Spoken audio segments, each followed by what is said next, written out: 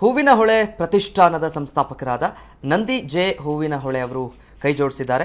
ಹುಟ್ಟಿದ ಊರಿಗೆ ಓದಿದ ಶಾಲೆಗೆ ಏನಾದರೂ ಒಳ್ಳೆಯದು ಮಾಡಬೇಕು ಅನ್ನೋ ಉದ್ದೇಶ ಇಟ್ಕೊಂಡು ಆ ನಿಟ್ಟಿನಲ್ಲಿ ಹೂವಿನಹೊಳೆ ಪ್ರತಿಷ್ಠಾನ ಸ್ಥಾಪಿಸಿಕೊಂಡು ತಾನು ಓದಿದ ಶಾಲೆಗೆ ದಾನಿಗಳ ಸಹಾಯದಿಂದ ಕೌಶಲ್ಯ ಕೇಂದ್ರವನ್ನು ಆರಂಭಿಸಿದ್ದಾರೆ.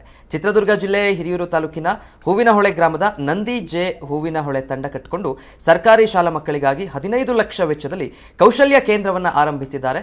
ಗ್ರಾಮೀಣ ಭಾಗದ ಮಕ್ಕಳಿಗೆ ಇಂಗ್ಲಿಷ್, ಕಂಪ್ಯೂಟರ್ ಜ್ಞಾನ ಹೆಚ್ಚಿಸುವ ನಿಟ್ಟಿನಲ್ಲಿ 15 ಹೈಸ್ಪೀಡ್ ಕಂಪ್ಯೂಟರ್, 55 ಇಂಚಿನ ಡಿಜಿಟಲ್ ಟಿವಿ, ವೈಫೈ ಸೌಲಭ್ಯ ಒಳಗೊಂಡ ಹಾಗೆ ಹೈಟೆಕ್ ಸ್ಕಿಲ್ ಸೆಂಟರ್ ಅನ್ನು ಸರ್ಕಾರಿ ಶಾಲೆಯಲ್ಲಿ ಪ್ರಾರಂಭಿಸಿದ್ದಾರೆ.